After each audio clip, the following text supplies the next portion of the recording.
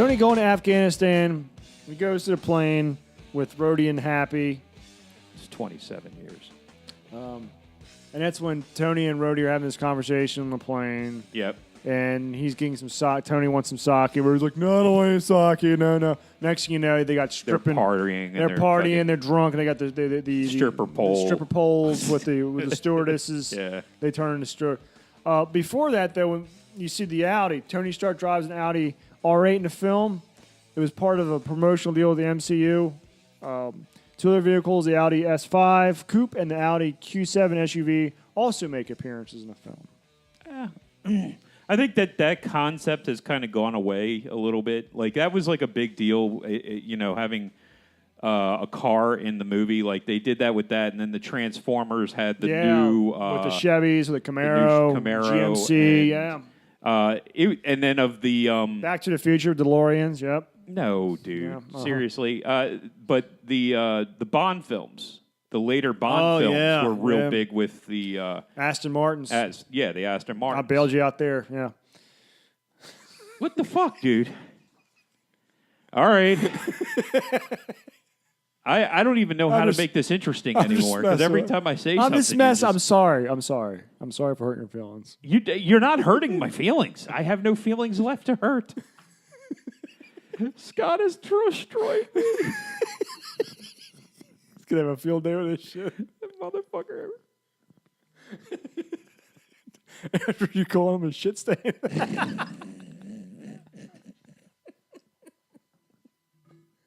All right, let's go. So then we go over to Afghanistan, where Stark's showing off the missiles, specifically the Jericho missiles to sell, and everybody and all the army people are like, oh, this is so awesome, because he's in front of these mountains. Yeah, seriously, did it look like that big of a deal? No, they're just bunker bustle missiles. I mean, they already exist. It was just, I didn't get it, but okay. One thing that stood out is like that. Then after he sells the missiles to the army, he has this quick phone call with Stain on this like old ass. It just shows you how fast technology is. Like, just this is only 11 years ago. It was one of the weirdest cell phones I've ever seen. Yeah, it was like flips sideways or something. The screen flips sideways, so it looks like a letter T. Yeah, and there's Stain in bed.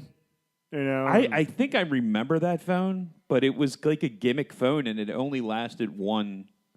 Like it was there, and then when they went to the next level, they got rid of that concept. It was only altogether. around for like 6 months. Yeah, because it was a stupid idea. Yeah, well, there was a lot of them at the time. Yeah, they were just trying to find the newest gimmick. What the medium is, the BlackBerry Storm. Was that what it was? No, the BlackBerry. It was a touch screen, but the entire screen like went in when you pressed it. It was weird. Well, is that the one that actually had the keyboard where you could feel the thing on the screen? Remember that one? No. It was a cell phone, and first off, you had the one cell phone that the whole keyboard was on there, and you would slide it out. Oh yeah. And then right after that, they came out. I think it was Apple that might have actually did it, like one of the earlier iPhones, where it would have the keyboard, like it was all glass screen. It would have the keyboard on the thing, and you could feel the keys on the screen. Oh, really? Yeah, it was not an idea that stuck around very long. No, I can see why. Because I don't think something breaks, then you're fucked. But they just went through all these different bullshit things. Yeah, now we're talking about fucking cell phones. No. Do we not want to review the movie? Because I'm not sure anymore. No, we're reviewing it. Listen, so far we've established, he's a weapons dealer, one of the top weapons dealer for the United States military. Yes. He's going over to Afghanistan and show this stuff off. Then we fast forward 36 hours when he was taken prisoner by the... What's wrong? No, I'm behind, that's all. Sorry. That's okay. Go ahead. When he was taken prisoner by the Ten Rings, but you don't know it's the Ten Rings right now, and that has a very big meeting with the Iron Man universe, which, since he's a supplemental character, you really don't know much about, do you? Because you focus on fucking DC Comics and Fantastic Four. Anyway, I actually don't like the Fantastic Four. I just think that they're... You can't go back and I'm not change going what back. you said I don't 30 like minutes ago. the Fantastic Four. I just think that they're a primary team versus the Avengers being a secondary team. I don't agree with that. Okay. I don't agree with that. This is an opinion show. this It's is not a- a fucking news show. Scott, Tony, you son of a bitch. so he fast forward 36 hours. I know what you're doing today. Now you're just not hiding your contempt. So fast forward The 36. sad thing is I love the guy. I don't have any problem with Scott whatsoever. I don't give a shit. And I don't care that he's beating me up either. I don't care. When you have no pride left, what can you do? Exactly. Oh, God. What are we doing? Okay, so Tony's in the cave with his heart hooked up to a battery that this other prisoner named Yinsen made to keep the shrapnel going to his heart. So this bad guy who looks like he owns a pizza parlor in Glen Burnie comes storming in, and he's telling Stark, he's in this cave, Stark's in this cave, I want you to make these Jericho missiles for us. Right. He shows Tony all these weapons they've captured from Stark Industries and the shit that he's called, the Stark Industries calls. So this is one of those things where they're trying to take, it's the subtle storyline of, oh, he's makes these mass weapons and all that, but you don't realize what's really happening with them. He's really hurting people, not keeping the world fucking safe, right? Well, he's an all-American guy who just wants to help the United States, and then his weapons are getting in the wrong hands. They are and he's getting in the wrong getting pissed, and I don't think at this point he realizes that they're being sold to them. Right. I'm not He sure. doesn't realize that yet. It No. does happen in a couple scenes. Right. Well, in a few scenes, I just said. So he's tasked with building the Jericho missile. Of course, what does Stark do? He first builds this mini arc reactor for his chest that will permanently keep the shrapnel away from his heart. Because if the shrapnel gets to his heart, he's going to die. Right. Jensen even says, we call this condition the Walking Dead because you realize people are eventually going to die from these weapons of war. That Yeah, they lay it on thick a little they bit. really do. They really do. But it's how I would expect. But I did kind of expect watching that that the guy that was helping him, you do find out that his, family's dead, but you expect it to be because of Stark. And you kind of expect him to turn on him, which he doesn't. But, that's just... I never got that impression, but keep it going. Really? No, I never. Okay, I honestly, I never got that impression. I always thought. I know Jensen from the comics, so maybe that kind of retarded my. I view don't of things. read that much comics anymore. That's okay. That's okay. You probably spend a lot of time in the obituary section, don't you? No. No. What do you read now? Dude, I work for a So living. do I. What do you think I fucking do? I don't know what you do. Apparently, after all this work, this is all I do. This is a lot of fucking time to have. It's what I was doing last night. We were watching movie night. Movie night was Iron Man. Ugh. Man, someone's just miserable over there. I have to spend time with my family watching Iron Man. Your kids didn't watch this movie. Oh, yeah, they did. They did not. They got up and walked away and went and played. No, they watched the movie. They love themselves some Marvel, trust me. Meanwhile, he's building his arc reactor, and these idiot terrorists who've established this elaborate network of, through this cave and all that, are looking at like what he's doing, and they can't figure out he ain't building the damn missiles. Right. There ain't nothing that does remotely looks like a missile hub or anything remotely like Yeah, explode. his fucking chest is now glowing. And they're just like, oh, okay. So we're introduced to Riza, who is the big bad bald guy, because he's the bald guy. He's the leader. Yeah. Was he in the comics too? I believe he was. Anyway, Which episode? I mean, which... I don't know. I don't have them all memorized. I'll admit that. Why I don't have not? them all, because he's not one of my favorite comic book characters. Okay, if you want to look, I got my premium over there. That little comic book, my box over there. I saw your Sasha Banks glasses. Yeah, you like them? I just wanted. I'm just wondering how often you wear them around. You ever seen her work out? No, I don't like Sasha Banks at all. I really, really, You don't really like Sasha don't like Banks? Sasha Banks. I think she's going to either really severely hurt herself or hurt someone else. I would agree with that. She is not a very good wrestler. No. But I'll hold on to that just in case we have time to You'll hold on to that. So do something else. Reza comes in. He actually picks up he's storming around wondering why there hasn't any missiles produced. Where's the Jizza? The Jizza. He You picks have no up. idea what I'm fucking talking about, do you? It's something to do with the Wu-Tang Clan, okay? I don't listen to the Wu-Tang Clan 'cause I don't like them, all right? I don't read the fucking Avengers because I don't like them. How about that?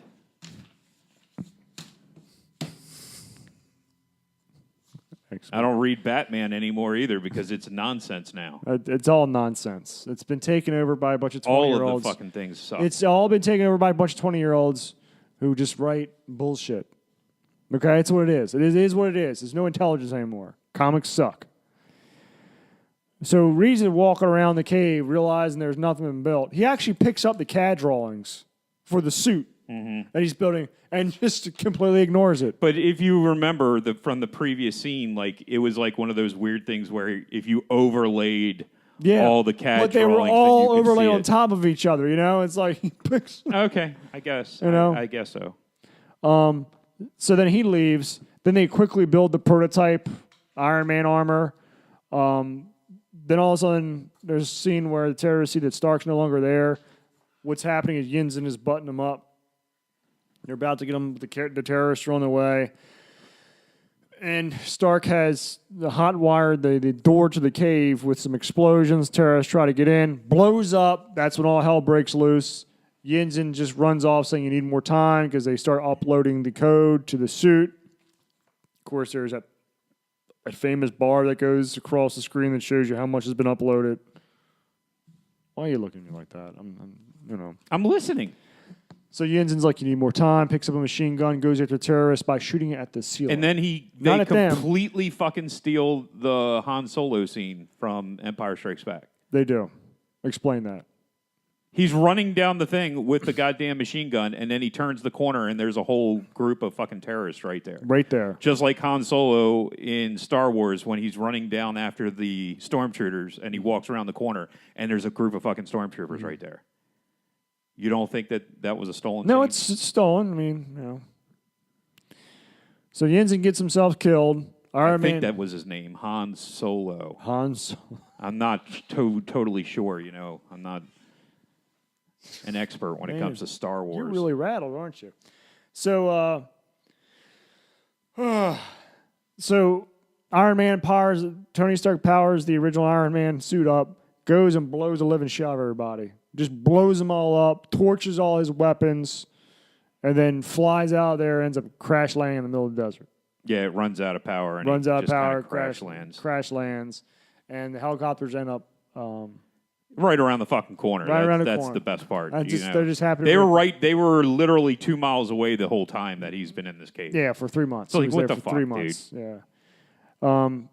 Let's see. The cave that imprisons Tony Stark was a 150 to 200 yard long set, which had to be built in movable forks to allow greater freedom for the film's crew. It also had to be air conditioned because the caves were cold. They're very cold. Remote caves are very cold.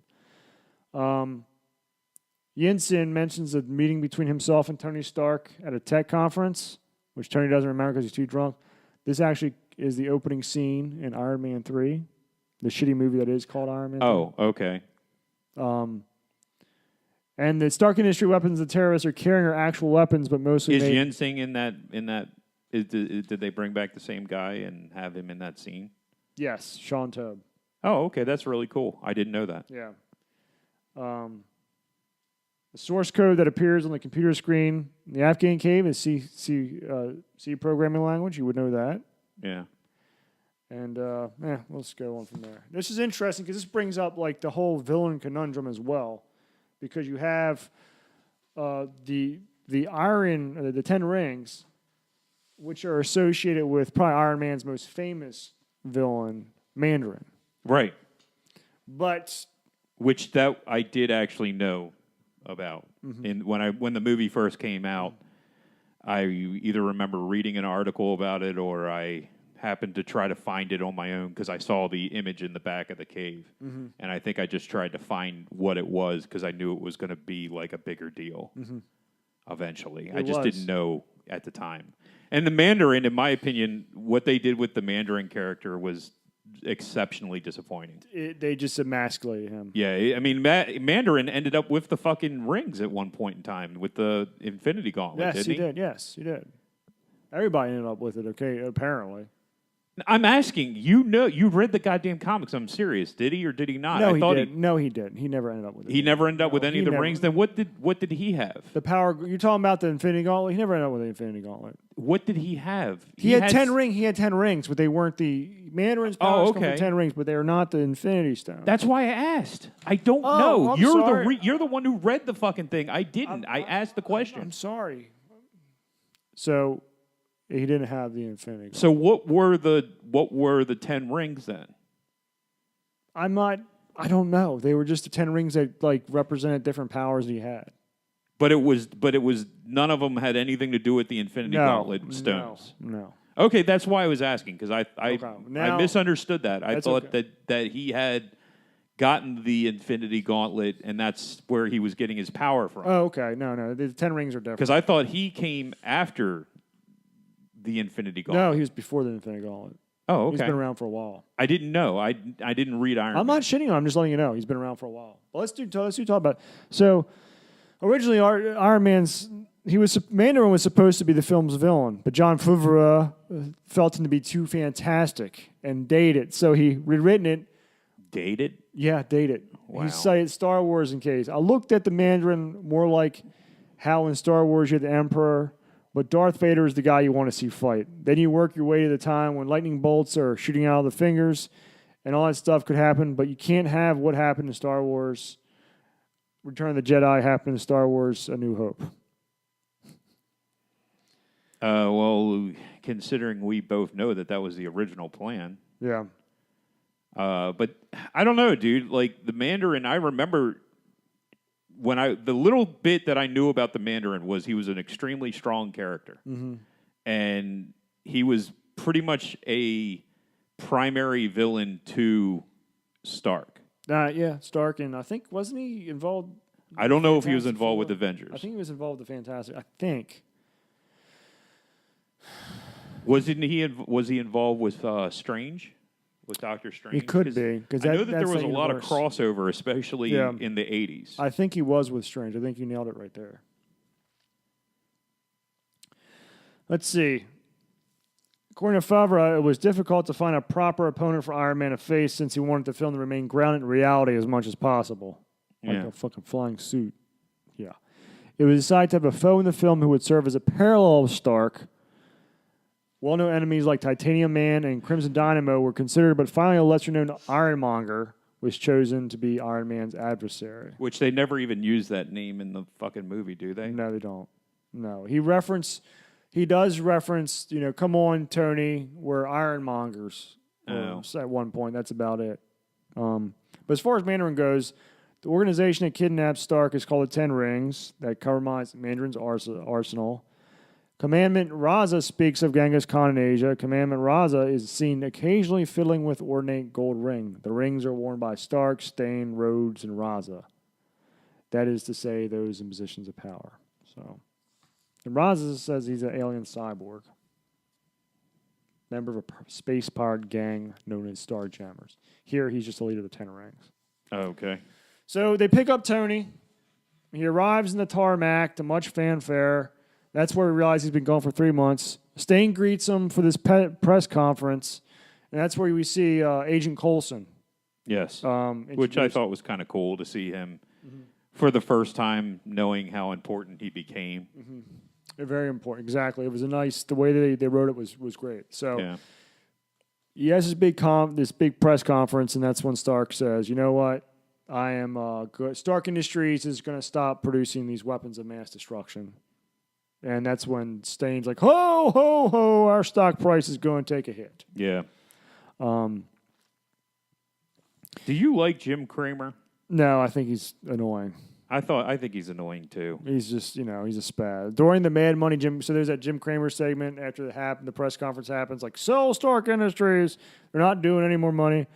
During the segment, the upper New York Stock Exchange and lower NASDAQ tickers are filled with quotes of fictional companies named after various Mad Money production staff, such as George Manasseh and Regina Gilgan. I didn't pay attention. Yeah, I didn't pay attention to that either. So then we switch to Stark, who is in his garage right now. He's making a new arc reactor that is, I guess, updated and has the proper tools. Well, the other one was going to die. Yeah, the other one's going to die. Which I found that weird, too. Like, they talked about, this has only got 15 minutes of lifespan. How does he know? When he's building it, don't you remember that he's like, this could power something for, very big for 15 minutes? Mm-hmm. But then once he gets back, and of course, once we get to the end of the movie, he has to put that back in his. Now, granted, he knows he doesn't. It says it doesn't have full power, but he manages to beat a bigger fucking, monster. Yeah, I don't know. Because he's Iron Man, dude. I know, but it's just I know improbable. It's improbable. I agree. It's improbable. So that's when he gets Pepper Potts to put the new. Like, he plays a game of Operation. Yeah. He takes the old one out. And puts don't touch the sides. Don't touch the sides, like Operation. She puts the new one in. And he's like, she's like, what do you want me to do with the old one? He's like, throw it away, but she doesn't. Yeah. That's very important. She gets all the snot on her hands and all that. Yeah. Actually, Downey Jr. wore a prosthetic chest in this part. And they used the same technique to avoid showing the lines that they used in Star Trek First Contact when the Borg Queen was introduced to try to hide the prosthetics of the light showing up. Oh, okay. Yeah. So Stark then shows up at Rhodey, who is giving a tour to the other Air Force guys, needs to talk to them. Nothing really stood out about that scene. No. Just that Rhodey's like, you're going insane. What are you doing? That and, he's making fun of Rhodey. Yeah. So it just kind of shows that those two are very close friends, even though they never really explain why they're close friends. Yeah. So. And this is when we start to see Tony back in the garage. He's starting to make the new Iron Man. Like, he's coming up with the new design using Jarvis. Meanwhile, the terrorists find the old Iron Man parts in the desert. Downey eventually tries on like just bits of the exoskeleton, the boots, and the hands. You see him this is a really funny ass part of the movie. Yeah. When he's like recording himself doing the test, so you get the point of view of the camera, and then he's like. And I don't think that level of comedy existed again until probably the Guardians of the Galaxy. No. Let me think here. Yeah, Thor. Because there is a lot of humor in that scene. There's a lot of humor earlier in the movie. They definitely peppered in a lot of humor throughout this movie in comparison to a lot of the other MCU movies. Yes, you're right. Yeah. I mean, Christ, The Dark World, which was shit. Oh, it was just shit.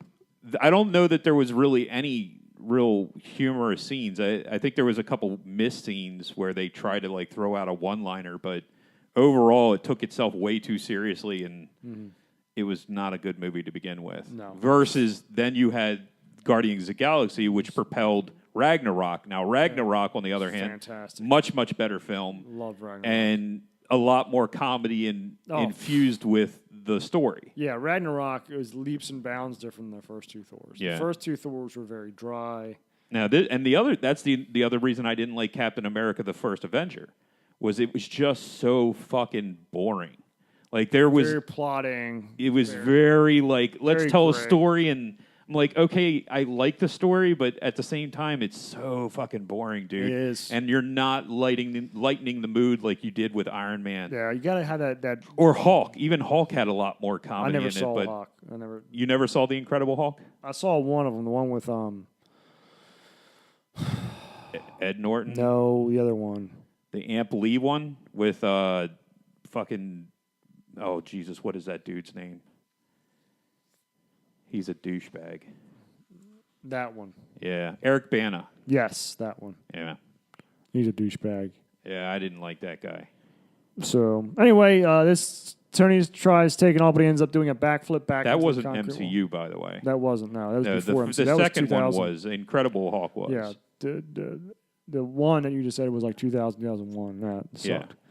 Yeah. Amp Lee is the one that made the cowboy movie. Brokeback Mountain. Brokeback Mountain. Yeah. So Tony, then Pepper Potts comes down and says, Stane's here to see you. So Tony cleans up, goes Unless up. I'm wrong, because I've been wrong No, a lot you're lately. not wrong. Don't worry about it. You're not wrong. Tony goes up to see Stane, who's playing on the piano. The piece that he's playing on the piano was written by 18th century composer Antonio Salieri. Salieri is best known as the jealous rival of Wolfgang Amadeus Mozart and was said to have murdered Mozart. This serves as an appropriate parallel of Stark and Stane's relationship in the film. So Stane pretty much says the stock is tanking. He just came back from New York. They're worried about him. Tony's like, nah, don't care. Give me a slice of pizza. And Stane's like, what are you doing down there? Tony's like, you can't come down and see what I'm doing. You can't come down and see what I'm doing at all. So Tony goes back, puts on doing more of the work on the Iron Man suit, and this is when he actually is able to stabilize himself, and he starts flying over his various cars, really fancy sports cars, one of which is a Tesla Roadster, which hadn't been released to production yet. Ends up flying over all his awesome cars. I don't know. You see the evolution of the Iron Man suit. Yeah, and that's one thing. It's one of the things that I was going to point out before we started doing the review was they took their time to get to the battle. They showed where his ingenuity and how he fails and he does better and then he fails again and he does. I thought that was important to build the character of Tony Stark. Whereas when you look at a lot of these other movies, they're just instantly great. Yes, they're instantly and it's just like, ugh, dude. I mean, he tripped and fell more than he succeeded. Right. And then they lose that concept when they move forward because, like, by the time you get to 3, and he's just like, he touches his testicle, and then suddenly the fucking Iron Man suit comes a million miles away and just puts itself on him. Yep. It's just what the fuck, dude. How did you get from this to that? And they never really show that ingenuity anywhere and why isn't this being used anywhere else? It should be. I mean, but it's not. Everybody wants a quick payoff now. Yeah, but that's why I said, going back to watch this movie, it's like, holy shit, this is a completely different film than anything else in the MCU. This is why I really dig the MCU, was because of this film. I thought this movie was great. It was When it came out, dude, I was fucking over the moon. It was awesome. I was real excited about this. I mean, because I loved. Many people shit on it nowadays, but the Spider-Man trilogy, the Raimi Spider-Man trilogy, I love that. Now, the Amazing Spider-Man movies, they sucked. I never saw those. Both of those were horrible. But then, like the Batman, the first 2 Batman movies, I thought were great. Then the second 2 Batmans were total shit. You mean of the reboot? No, the 89 and the 91. So Batman and Batman Returns, I love those movies. But then when Batman Forever and the Batman other and one, Robin. Batman and Robin, those both stunk. Even though I like, Jesus, I was about to say Christian Slater. Chris O'Donnell. No, not Chris O'Donnell. Val Kilmer. Val Kilmer, thank you. I like Val Kilmer a lot, but and George Clooney. You like George Clooney? I'm not a big too. fan of George Clooney. That's not what you told me. Well, I must have been lying because I don't like George Clooney. Okay, only lying to yourself. I didn't like the fucking show. So he. You know ends when up, I like George Clooney? When he guest starred on the fucking Golden Girls. Look it up. So Robert Downey Jr. finally ends up donning the full Iron Man suit. He ends up. Remember that? He ends up going to. Yeah, because he's going to save these people that are in the village. That's Yes, the first time you see him in the full suit is when he goes and flies over to save people from the Jericho. Wait a minute. That's no. Wait. A Oh minute. no, you're right. No, He no. does the flight test. He does the Yeah, flight test. that's first. what I was getting to. But it's not painted. It's not painted. It's all Yeah, silver It's all still. silver shit, right? Yeah. Like it's all silver shit. Yeah, I forgot about that. Sorry. Man, Scott's gonna. Well, dude, I'm not even looking at this anymore. I don't even know what page we're on. I don't know where we're at. So he flies up into over his house in California. and he goes out into space, doesn't he? He tries to go up to space. And he gets yeah. iced over. Yes. Flies all over the damn place. Roughly 450 separate pieces made up the Iron Man suit. There's about 5 sets of armors, all inspired by the Iron Man comics. You have Mark I armor, which is the first suit, is the constructed of iron, which we Yeah. saw. Mark II is a silver suit prototype that Stark develops. This also can count as a War Machine armor. Mark III